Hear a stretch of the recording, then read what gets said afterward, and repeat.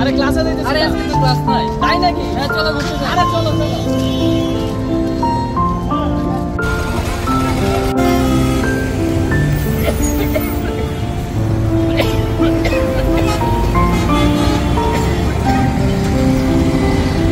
মামা তুমি কাপ চা দিয়ে।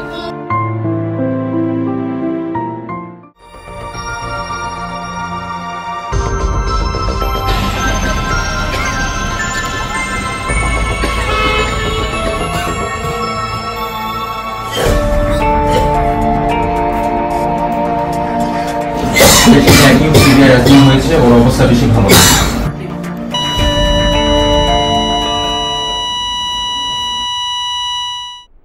এইভাবে সৃজনের মতো অসংখ্য মানুষ প্রতিনিয়ত আমাদের চারপাশে শ্বাসকষ্ট এবং ফুসফুসের ক্যান্সার সহ নানাবিধ জটিল রোগে আক্রান্ত হচ্ছে প্রতিনিয়তই, এবং আমরা যদি চাই এগুলোর সমাধান আছে আমাদের হাতেই।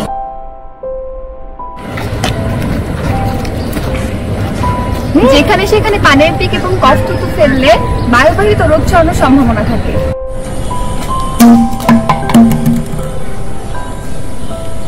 ময়লা ফেলতে ডাস্টবিন ব্যবহার করুন, পরিবেশ দূষণ রোধ করুন।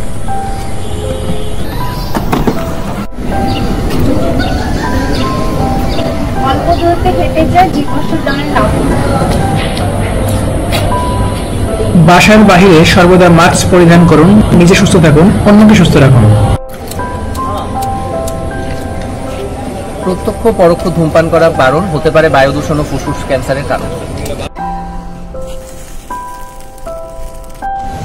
প্লাস্টিক বর্জ্য না পুড়িয়ে রিসাইকেল করুন। গাছ লাগালে বাঁচবে দেশ, নির্মল হবে পরিবেশ।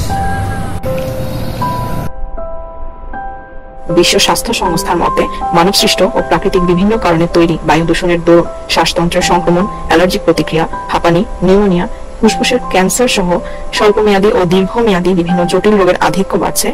বায়ু দূষণ নামক এই দুরন্ত দস্যু যেভাবে বাতাসে তার বিশুদ্ধতাকে অবিরাম আক্রমণ করে যাচ্ছে, তা প্রতিরোধে আমরা সবাই নিজ নিজ জায়গা থেকে সচেতন হই, কাজ করি এবং সকলে একসাথে বলি